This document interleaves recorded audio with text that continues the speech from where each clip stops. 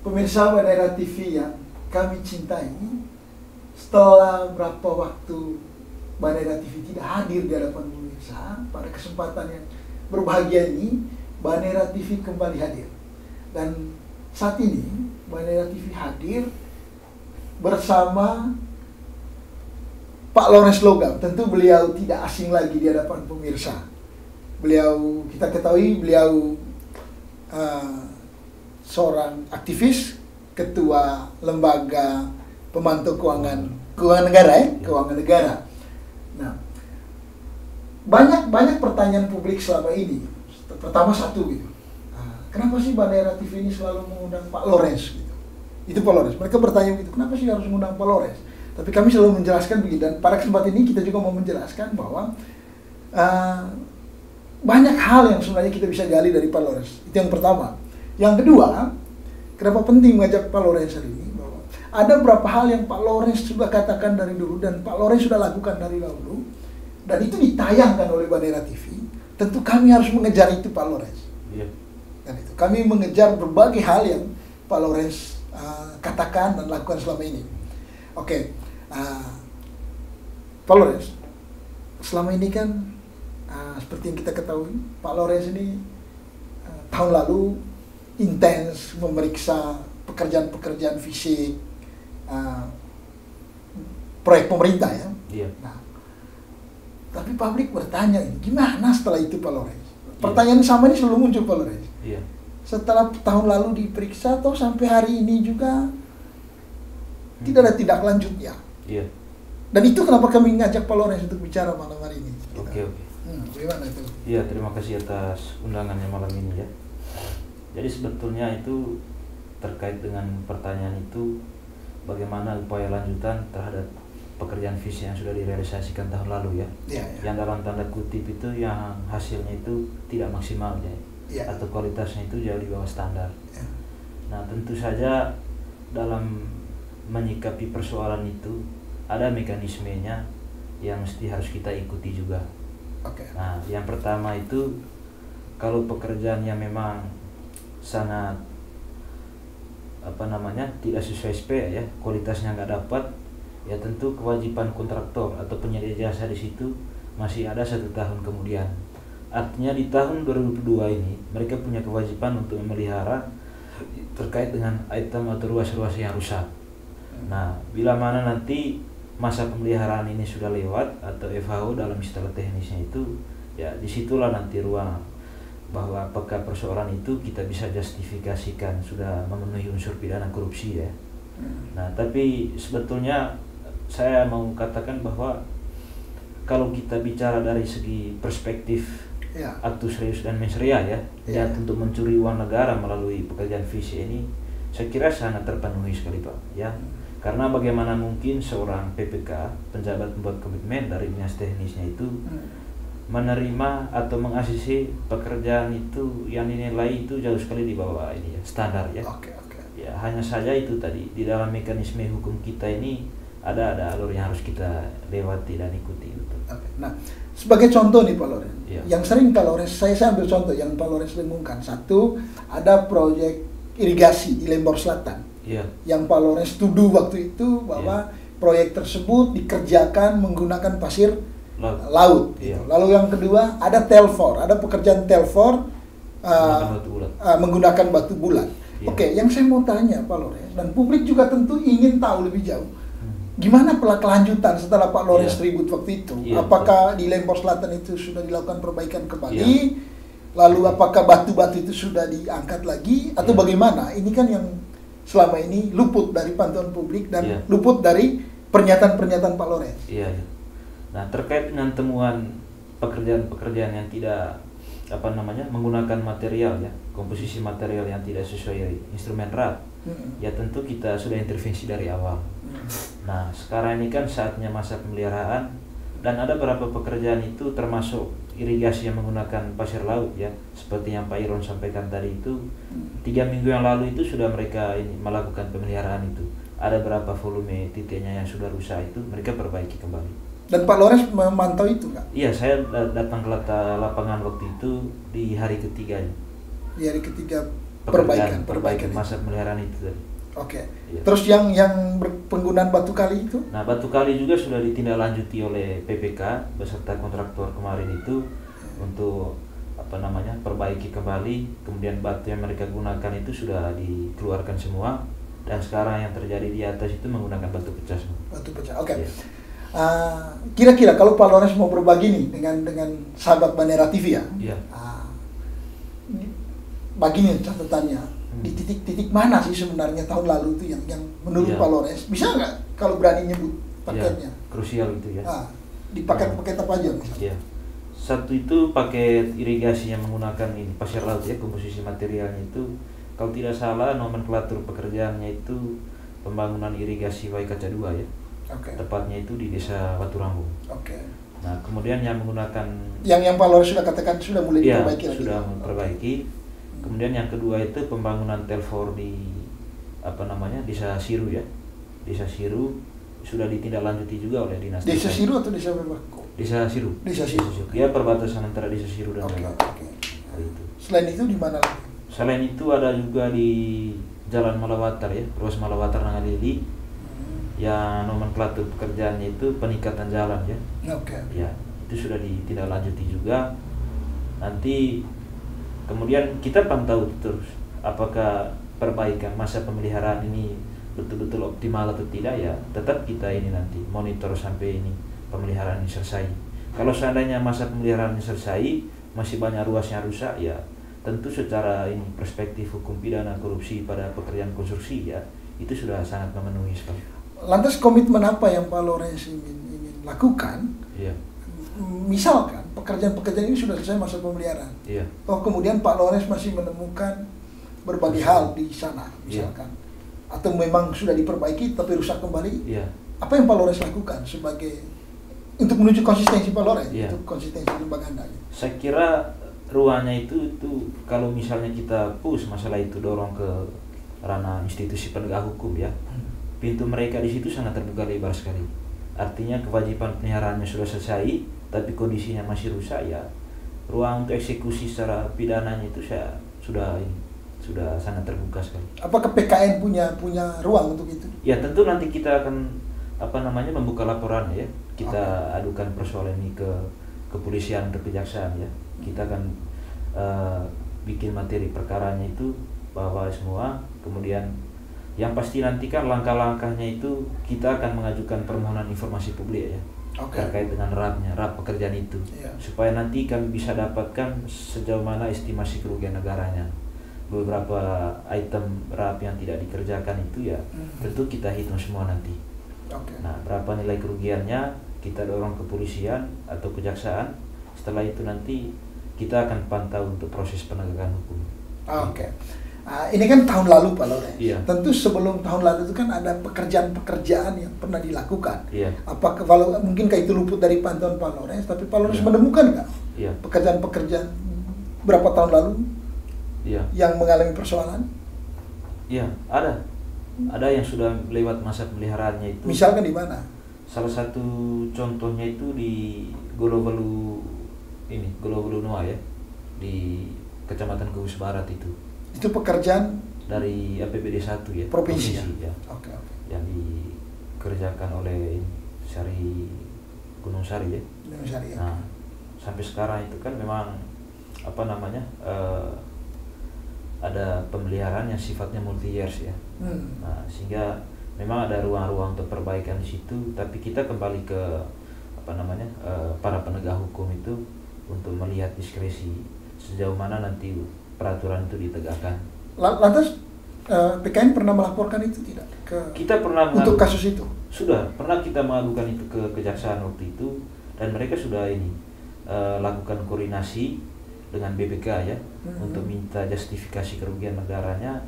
Sampai sekarang, sampai sekarang kalau tidak salah masih full bucket ya, pengumpulan berkas dan keterangan. Kemudian yang satu lagi di dermaga Rangku kalau tidak salah.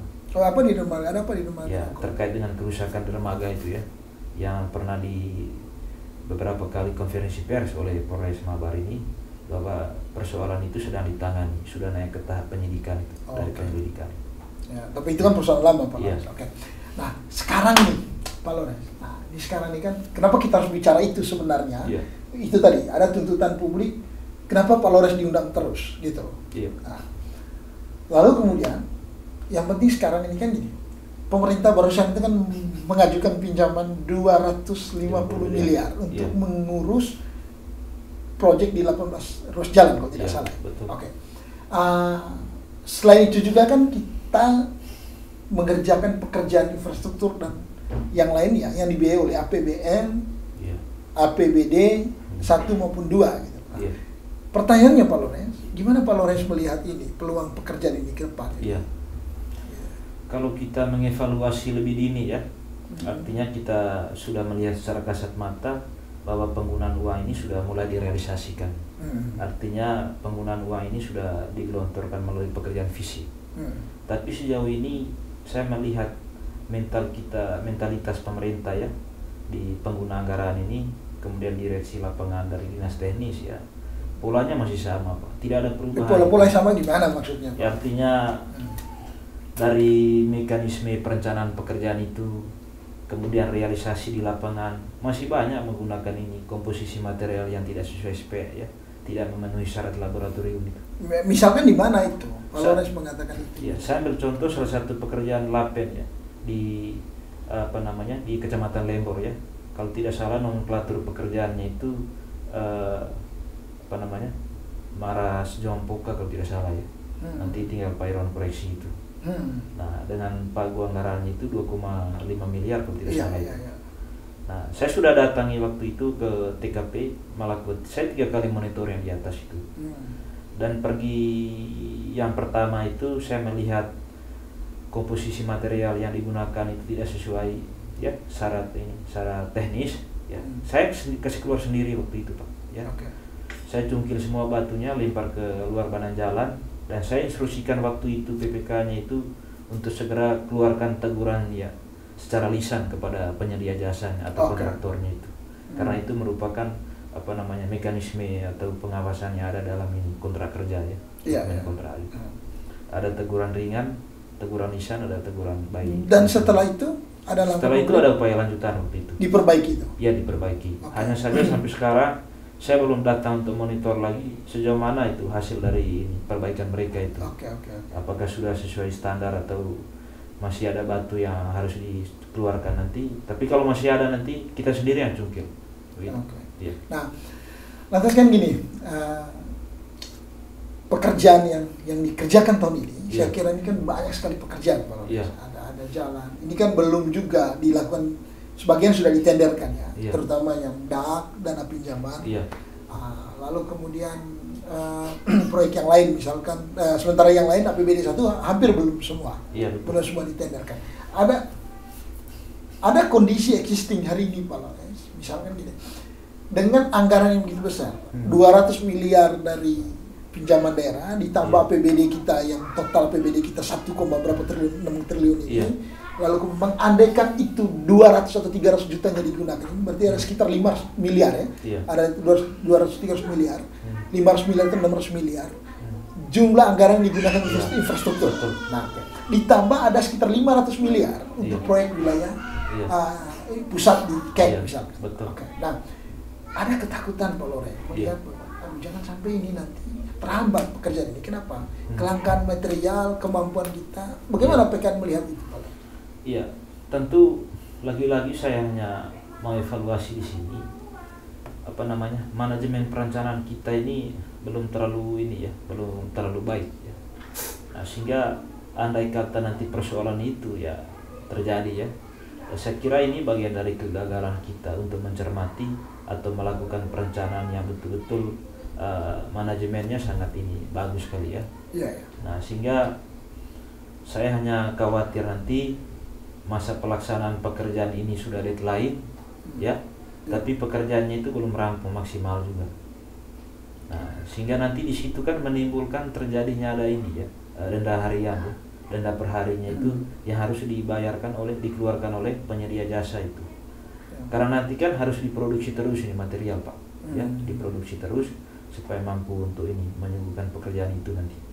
Ya, tapi kan poinnya begini Pak Lawrence. Saya kira publik juga bertanya, ini bukan hanya sekedar soal siapa didenda gitu. Iya. Tapi ini ada anggaran 250 miliar Iya. yang dipinjam oleh daerah. Hmm. Nah, untuk mengerjakan proyek ini, ketika proyek ini tidak bisa selesai misalkan karena material atau karena misalkan dikerjakan tidak dengan maksimal. Iya. Nah, ini kan repot Pak Lawrence. Kan itu. Nah, yang kita butuh sebenarnya apa komitmen dari PKN ini kemudian dalam mengawal itu. Iya. Ya paling porsi kami di sini melihat secara objektif persoalan ini, kita lebih fokus pada ini nanti output ya. Nah, masa pelaksanaannya berapa hari kerja. Nah, kita akan patuh nanti. Kalau seandainya sudah lewat masa pelaksanaan, tentu ya harus tegakkan aturan itu. Oke. Ya, artinya penyedia jasa itu harus bayar denda per hari. Pelaksanaan teknisnya Pak Lawrence tidak ingin mengintervensi ke sana, misalkan melihat pelaksanaannya. Iya. Bagaimana dikerjakan, Iya. misalkan gitu. Nah, Paling kita intervensi itu ya hanya sebatas by diskusi ya. Kita tidak mengingatkan. bisa ya mengingatkan, edukasi. Tapi kalau untuk masuk pada ranah yang lebih dalam, saya kira ya belum apa namanya pada porsi kami ya, kapasitasnya belum pada masuk kerugian negara. Tapi pengumpulan data itu dilakukan. Sudah kita untuk identifikasi semua. Kita sedini mungkin. Ya, Oke. Selama ini kan gini, banyak teriakan. Bahkan dewan juga sering berteriak tentang banyak hal. Tetapi kelihatannya kan kayak ya teriakan begitu saja gitu. Iya. Nah, ini ada apa sebenarnya sampai kok teriakan-teriakan itu tidak kemudian nyaring kedengaran, tapi hasil dari nyaring itulah yang kemudian dituntut oleh rakyat. Iya. Iya. Sekarang yang mau teriak itu terkait hal apanya? Apakah terkait ada temuan, kemudian tidak ada upaya lanjutan? Iya, upaya lanjutan. Iya. Saya kira kalau kita bicara sampel dari keberhasilan kami di sini, kalau kita bicara berapa orang sudah dipenjara, ya kita masih tunggu juga. Yang kita akan lihat. Kita menakar kekuatan ya para pemburu rente ini ya, para bandit-bandit pencuri uang negara ini, kita takar kekuatan mereka. Tapi satu hal yang mesti publik ketahui, bahwa di bulan Januari kemarin itu kita sudah layangkan laporan resmi ya, Kepala Dinas PU waktu itu, Kepala Bidang Irigasi beserta PPK ya, kita laporkan dengan dugaan ini kasus pungli ya di Dinas PU. Ya. Terjadi itu Pak Lawrence? Terjadi Pak. Bisa dibuktikan datanya? Bisa. Nanti diminta ke kontraktor atau pungli kepada siapa ya? Ya dimintai disuruh store kelebihan pembayaran ya. Oke. Kepada kas negara melalui kas daerah. Ya, tapi di sini kan kita melihatnya itu apakah di situ ada instrumen yang sudah mengaturnya ya. Iya. Kelebihan pembayaran pajak PPN ya. Itu yang dimaksudkan oleh teman-teman pengguna anggaran waktu itu. Padahal pekerjaan ini kan bersumber dari dana hibah Pak ya. Yang dimana PPN-nya itu 0% ya, sehingga uang hibah itu, dana hibah itu ya betul-betul diforsirkan atau ditotalkan ke lapangan semua. Oh, itu yang Pak Lawrence laporkan pada bulan Januari. Betul, sehingga 10% dari anggaran waktu itu para pengguna anggaran dan PPK mendorong atau intimidasi kontraktor supaya store uang itu ke kas daerah. Nah, kita kejar uang ini ke kas daerah ini Pak ya. Kita mau lihat ini seperti apa input akun uang ini masuk kas daerah. Nah, ternyata setelah kita telusuri, bukan pembayaran PPN lagi Pak bunyinya di situ, melainkan denda bagi hasil ya. Nah, ini kan sudah tingkat kejahatan kita di Manggarai Barat ini. Saya sudah bilang dari awal bahwa eranya Bupati Dendi dan Dr. Wea ini mencuri uang negaranya bukan malam hari Pak ya, siang hari. Itu pernyataan kontroversi. Tidak apa-apa, kalau dinilai kontroversi silakan juga itu. Tapi kan yang pasti kita berbasis data bicara. Iya, berbasis data, tapi kan sangat kontroversi ya. Ketika Pak Lawrence berani menyebut nama ya, nama artinya sudah mengarahkan ke orang. Tapi begini Pak Lawrence, kalau bicara kontroversi, semua orang tahu Anda ini penuh dengan kontroversi gitu. Nah, saya ingin berpindah, sebelum saya kembali ke urusan keuangan negara. Gimana Anda ini sampai terakhir juga, saya punya catatan itu. Iya. Terakhir Anda itu sedang menyerang gereja Katolik. Iya. Ini terlepas dari Om PKN loh. Iya. Saya mau kejar Anda sekarang. Iya. Anda berani sekali gitu loh, bilang gereja pastor itu tidak boleh terlibat dalam politik praktis. Saya kira begini juga. Apa dasarnya? Iya. Jadi saya sudah lama saya tracknya nih, sikap para klerus-klerus di Keuskupan Ruteng ya. Ya orang-orang yang sudah dibaptiskan ya. Saya melihat mereka ini sudah di luar jalur mereka punya karya pelayanan gitu, ya. Seolah-olah akhir-akhir ini mereka ini, kalau saya memberikan penilaian bahwa mereka ini sebetulnya politikus yang bekerja di organisasi agama, organisasi gereja. Karena apa? Bukan karya pelayanan kepada umat lagi yang mereka indikatornya lah. Ya. Indikatornya Pak Lores mengatakan demikian bagaimana? Lihat saja Pak, mental para ini klerus-klerus ini tadi bergandengan tangan dengan politikus, dengan petinggi partai, ya seolah-olah ada kebanggaan besar gitu ya, berfoto sama dengan petinggi partai ya. Padahal kan dari partai yang saya maksud di sini ya sudah menyumbang banyak ini ya para ini tersangka pidana korupsi ya. Saya kira kan mesti mereka harus lebih ekstra hati-hati sekali untuk ini urusan hal-hal begitu. Karena itu kan sifatnya praktis sekali Pak. Tapi begini, kalau bicara kalau yang dimaksudkan Pak Lawrence itu ada foto yang viral beberapa hari minggu terakhir. Nah, saya kira itu kan kenapa Pak Lawrence tidak berpikir positif aja bahwa jangan sampai pada saat itu gitu yang bersangkutan sedang punya urusan lain. Kan gitu. Wajar dong kalau berfoto dengan siapa aja kan wajar. Kan itu. Presiden itu politikus loh. Betul. Nah, kalau mereka berfoto dengan presiden kan apa salahnya? Nah, lalu lantas kemudian kalau yang kemarin itu berfoto dengan Pak Zulkifli Hasan, ada yang berfoto dengan Pak Zulkifli Hasan ya. Kan wajar, itu bukan sebagai politisi, dia ketua lembaga negara loh. MPR atau DPR? MPR. Gitu. Wajar aja dong. Lantas gimana masalahnya? Kan kita bisa cermati itu dengan baik Pak ya. Kapasitas dia waktu itu untuk apa, dan suara atau narasi yang disampaikan kepada publik pada saat pertemuan itu, sesi pertemuan itu bukan kapasitas sebagai kepala ini lagi, ketua MPR lagi Pak, melainkan petinggi partai.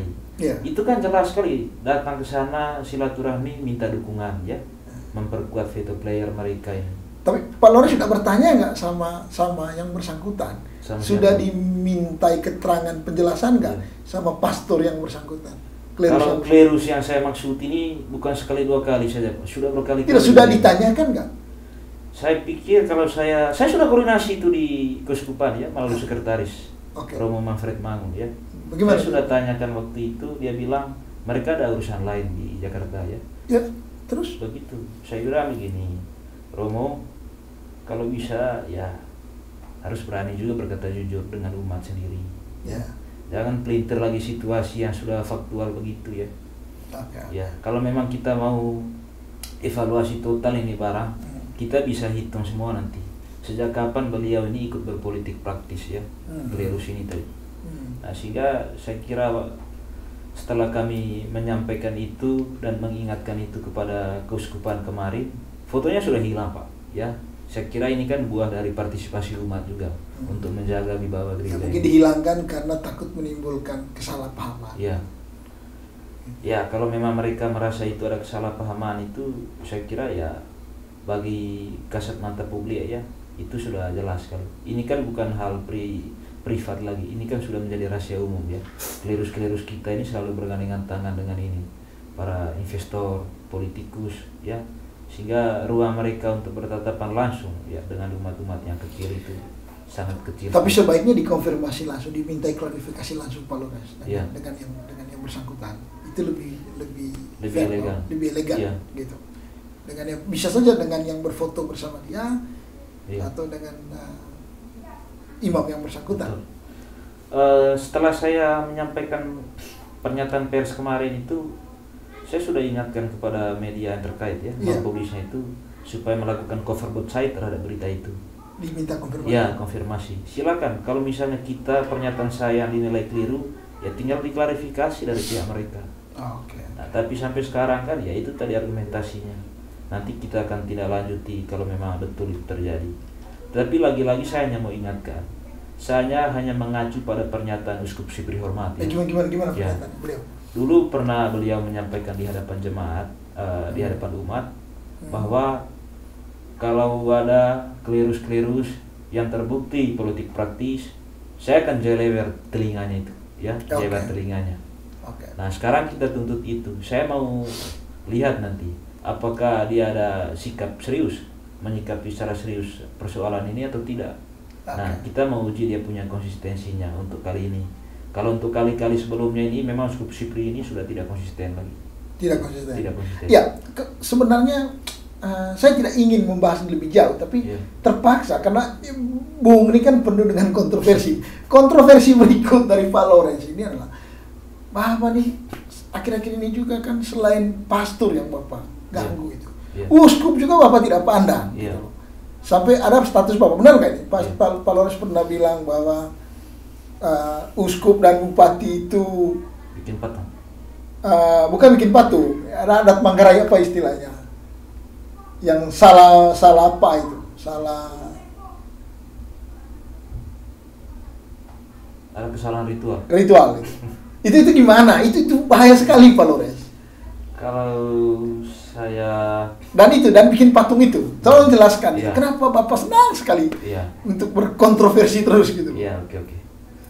Kalau saya jelaskan dari sisi ini ya, persoalan bikin patung, pembangunan patung itu ya. Itu momentumnya itu pada saat hebohnya itu persoalan ini eksplorasi Wesano ya, di Kecamatan Sanonggoang. Waktu itu kan kita berangkat dari kontroversi dari Keuskupan sendiri ya, Uskup Sipri ini. Memang dia cukup kontroversi waktu itu. Sikap inkonsistensi plan-plannya ini yang mesti kita ini strike betul ya. Tidak usah setengah kopli, harus betul-betul ini kencang kita ini hukumnya itu. Yang pertama begini Pak, dulu itu saya masih kecil waktu SD, saya melihat para pastor imam dulu, biarawan-biarawati getol sekali mengajak masyarakat itu menanam program 1000 pohon mahoni Pak, merevitalisasi kembali hutan yang sudah di ini kan. Tapi saya lihat ini eranya Uskup Sipri Hormat ini justru mereka lagi inisiator untuk ini babat semua ini pohon-pohon ini. Di mana itu Bapak? Ya salah satunya kan kita bisa lihat Pak di Wesano, mereka menyetujui Pak. Ya, yang kedua juga pembawatan hutan berusia 400 hektar. Mereka ada argumentasi nggak sampai sekarang? Nggak ada. Ya artinya di sini kan kita bisa. Tapi kan bukan uskup yang bawa 400 hektar berusia itu. Betul, bukan dia. Tapi kan sikap ini, tugas gereja kan tidak hanya untuk bicara pidato atau tugas gembala pelayanan ya. Tapi di sini kan ada misi kemanusiaan, melestarikan, menjaga lingkungan dan hutan segala macam. Saya kira itu bagian dari tugas mereka juga Pak, karya pelayanan. Oke. Nah sekarang ini, ya itu yang terakhir itu yang belum Bapak jawab itu, yang berkaitan ritual adat itu. Kalau itu mungkin saya lupa ya Pak ya, saya belum bisa jelaskan. Ya. Tapi jangan sampai Bapak salah waktu itu. Terlalu lama juga sih waktu itu saya menarasikan ini terkait persoalan itu. Oke. Nah, tapi kan begini. Oke, kita kembali sekarang ke persoalan ini ya, persoalan keuangan daerah negara ya. Oke, Pak Lawrence. Gimana sih Pak Lawrence menilai soal komitmen pemerintah daerah kita hari ini? Nah, dalam ini Pak Edi, Pak Bupati kita Pak Edi dan wakilnya serta birokrasinya seluruhnya dalam upaya membangun daerah ini, dalam upaya menjalankan pemerintahan yang akuntabel, yang bersih, clean government lah. Gitu. Lalu bagaimana Pak Lawrence melihat juga komitmen lembaga-lembaga negara kayak legislatif itu? Kalau saya melihatnya itu, saya tidak menemukan sesuatu yang spektakuler ya di era pemerintahan Edi BN ya. Itu justru jauh di bawah standar Pak. Ya. Kok berani sekali Pak? Yang pertama saya berangkat dari spirit terkait dengan ini, keterbukaan informasi publik serta transparansi dalam mengelola keuangan negara. Ya. Itu nyaris tidak ada prestasi mereka di sana. Gaji orang mereka sunat segala macam, entah kemana mereka lokasi kan tidak jelas Pak pembahasannya. Nah di DPR juga rapatnya itu kan pintu dikunci dari dalam semua. Saya kira mereka ini mungkin satu kompi semua ini ya, sudah bermain mata untuk ini menjalankan fungsional mereka itu baik konspirasi ya, ada ruang musyawarah dan permufakatan yang memang merugikan kesejahteraan ya, merugikan masyarakat itu. Nah sehingga saya melihatnya itu PR yang paling besar ya di era EDW ini, bahwa mereka menjalankan pemerintahannya itu akuntabilitas dalam pengelolaan keuangan negara, transparansi, tepat sasaran juga nggak ada Pak. Ya. Tidak ada. Ya, makanya saya khawatir nanti ini uang pinjaman kita ini mau subsidi dari mana dia pembayarannya. Saya hanya teringat pada saat penjelasannya Pinto Salvador ya, yang bagian keuangan daerah kita ini. Oh Pak Pinto. Ya, dulu kan dia pernah diundang Pak di fraksi air itu. Oh ya. Saya masih ingat persis. Bagaimana? Waktu itu dia merepresentasikan terkait dengan ini penggunaan uang negara ini, pinjaman dia 1,8 T waktu itu. Kemudian waktu itu dicecar terkait suku bunganya, jawabnya 3% Pak. Iya. Jawabnya 3% kalau tidak salah. Iya. Tapi ternyata kita setelah bedah dia punya MOU PKS ya, perjanjian kerjasamanya itu, faktanya itu 6,19% Pak bunga nilai pinjaman kita. Bunga pinjaman kita ya, itu 6,19% ya. Iya. Nah, sehingga saya melihat di sini dari awal saja itu mereka sudah melakukan ini upaya membius masyarakat ya, seolah-olah suku bunganya kecil, sehingga masyarakat melihatnya ya masih bisa inilah untuk membayarnya itu tiap bulan angsurannya. Faktanya sekarang ini beberapa poin dalam fakta integritas ini PKS ini masih dipertentangkan juga ternyata di legislatif. Pak Lores punya itu PKS itu. Saya kemarin dapatkan itu dari DPR ya, MOU PKS. Hanya saja dia punya print outnya itu kan tidak jelas Pak. Oke. Saya nggak tahu itu, mungkin sengaja itu di print out tidak jelas itu, supaya kita tidak bisa mencermatinya dengan baik kalau di dalam. Saya kira saya juga dan termasuk pemirsa Bandara TV berharap PKS itu kan kemudian bisa diakses oleh publik, dibagikan ke publik, tidak tunggu diminta dulu gitu. Betul. Karena itu kan harus tapi kalau aturan yang memungkinkan Pak Lores. Kalau demi transparansi, sebaiknya PKS itu dibagikan ke publik. Pak Lores sependapat nggak soal itu? Kalau saya sih, kalau kita bicara terkait dengan transparansi dalam akses informasi publik ya, saya kira konstitusi sudah menjamin itu Pak ya. Undang-Undang Nomor 14 Tahun 2008 ya. Ya, siapapun masyarakat berhak untuk melakukan ini permohonan informasi publik terkait penggunaan negara. Pokoknya kerjasama antara pihak ketiga dengan pemerintah itu ya masyarakat punya hak. Ya hanya saja pemerintah melihat ini apakah sifatnya bagian dari intervensi atau bagaimana ya. Tentu di sini kan kita membutuhkan yang namanya eksekutif dan legislatif yang betul-betul memahami regulasi Pak ya. Nah, kalau saya melihat dari sisi lain, potret penyelenggaraan pemerintahan daerah Manggarai Barat ini, mereka ini rata-rata tidak taat regulasi semua, ya. Saya kira kepala batu semua isinya di sini. Ya, tapi gini, sebelum kita mengakhiri pembicaraan ini Pak Lores, diskusi inilah. Jadi dalam upaya Pak Lores melakukan pengawasan terhadap keuangan daerah, terutama Pak Lores selama ini kan intens pada proyek-proyek infrastruktur misalnya. Oke. Nah, kan ini sering berhadapan dengan kekuatan yang besar, Pak. Iya, betul. Berhadapan dengan banyak orang yang punya kepentingan dan mereka punya jaringan yang cukup kuat, mereka punya ekonomi yang cukup kuat juga gitu. Dan mereka bisa melakukan banyak hal. Iya. Pertanyaan, Pak Lores tidak takut apa?